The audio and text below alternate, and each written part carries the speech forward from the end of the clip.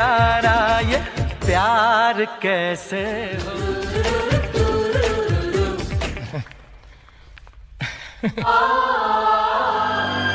और मैं जानता हूं कि किरण भी मुझसे Nandini pun tahu kalau Kiran mencintai Karan. Dia memaksa untuk berkata jujur walau hanya satu kali seumur hidupnya. Mayorkana pun mencoba menghentikan Nandini, tapi Nandini dengan berani berkata jika putranya itu sudah meninggal, sehingga dia meminta untuk kali ini memberikan kebahagiaan kepada Kiran dan mulailah menerima kenyataan jika suami Kiran, anak Mayorkana, nyatanya sudah meninggal selama bertahun-tahun. Kiran menghadapi kenyataan pahit dan tunduk kepada Mayorkana. Setidaknya berikan kesempatan bahagia untuk menantunya itu, dan Nandini pun berkata jika Kiran adalah seorang janda. Terimalah kenyataan kalau putra Mayorkana sudah meninggal. Mendengar hal tersebut, Mayorkana bersedih dan dia berkeras bahwa anaknya itu masih hidup.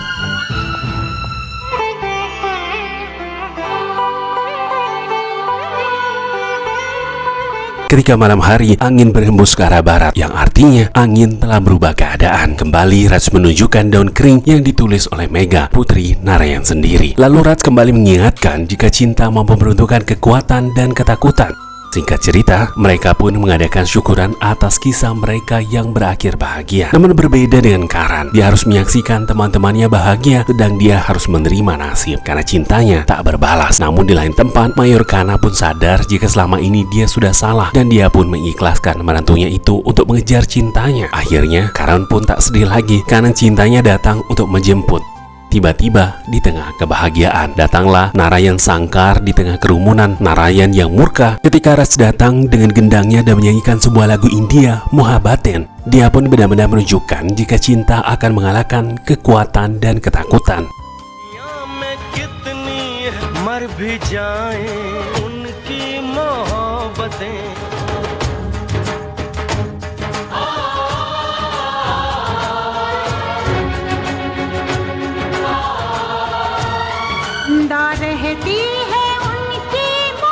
Singkat cerita, ketika mahasiswa Karan, Samir, dan Piki dipanggil Narayan Sangkar, dia pun sadar jika mereka telah melakukan hal ini sejak lama, sehingga semua siswa pun ikut ke dalam pengaruhnya. Sebelum Narayan memutuskan hukuman yang berat, dia memberi satu pertanyaan. Apakah semua tindakan ini atas kehendak sendiri atau ada dorongan dari orang lain? Jawaban ini harus mereka pikirkan karena menentukan nasib mereka ke depan. Mereka bertiga menjawab jika tindakan selama ini dilakukan atas dari hati mereka dan kehendak mereka sendiri, dan mereka merasa tidak ada yang salah dengan semua ini. Jawaban itu seketika membuat Narayan meminta mereka segera berkemas karena hari ini adalah hari terakhir mereka bertiga ada di Gurukul.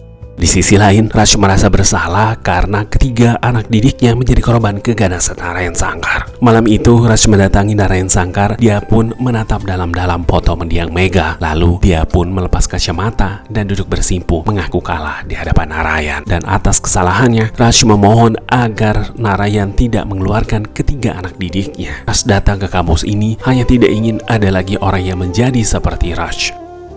Raj bersedia melakukan apapun asal Narayan memaafkan mereka. Namun kita tahu permintaan itu pasti membuat hati Narayan semakin keras. Dia pun akan mengabulkan permintaan Raj asalkan besok pagi di hadapan semua siswa Raj meminta maaf dan berkata jika dia tidak percaya dengan cinta. Dia pun harus mengaku kalau cinta telah menyesatkan Raj dan semua siswa. Lalu terakhir harus meninggalkan Gurukul ini dan jangan pernah kembali. Setelah pergi, Narayan Sangkar masih belum puas dan berkata jika dia sudah bilang jika takut akan mengalahkan cinta. Tapi Raj balik menjawab kalau sebenarnya yang dia lihat Narayan lah yang kalah. Karena Raj melihat seorang ayah berusia 55 tahun sedang berdiri di bawah foto karangan bunga putrinya. Dia datang ke sini bukan untuk Piki, Karan, atau Samir. Dia datang ke sini untuk Narayan Sangkar, seorang ayah dari gadis yang dia cintai semasa hidup. Megha sering bilang kalau ayahnya itu keras di luar, tapi di dalamnya memiliki hati yang lembut dan penuh kasih sayang. Bahkan Raj tidak memiliki foto Megha karena dia percaya akan cinta. Raj mampu melihat Megha bahagia dimanapun berada. Semasa hidupnya, Megha tidak lengkap tanpa Narayan, tapi Narayan tidak menyadari bahwa hidup Megha tidak lengkap tanpa Raj. Maka dari itu, Raj pun datang ke sini untuk melengkapi kekurangan itu agar Megha bahagia dan tenang di alam sana. Raj pun berkata, jika Narayan menang dalam setiap pertarungan, tetapi dia kehilangan sesuatu yang sangat berharga di hidupnya. Dulu, Narayan kehilangan seorang putri, kini Narayan akan kehilangan seorang putra. Setelah mengungkapkan semua itu, Raj pun pergi. Singkat cerita, pagi pun tiba. Narayan pun berkata, jika dia sudah 25 tahun menanamkan budaya disiplin dan hormat demi murid-muridnya agar menjadi keras keras, kuat, dan menjadi pribadi yang lebih baik. Tetapi di hadapan semua siswa, dia berkata jika dia tidak suka dengan dirinya sendiri, dia tidak bangga dengan Narayan Shankar.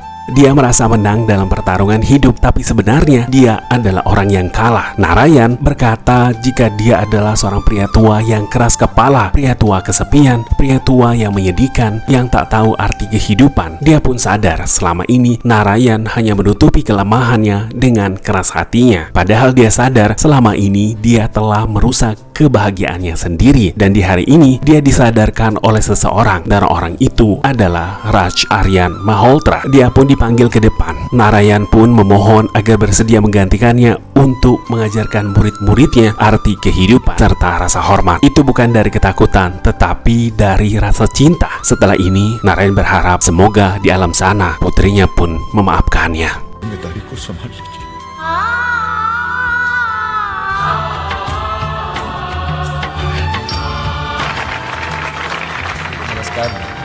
अब यहाँ सूर्य की आंखों में आंखें डालकर घूरा नहीं जाता। Semua mahasiswa bertepuk tangan. Kampus Gurukul kini telah berubah. Dan dengan rasa cinta, Narayan pun akhirnya bisa merasakan kehadiran putrinya berada di sisinya. Dan film pun berakhir. Terima kasih sudah menonton. Jangan lupa untuk di like, komen, dan share. Sampai jumpa di video selanjutnya. Terima kasih.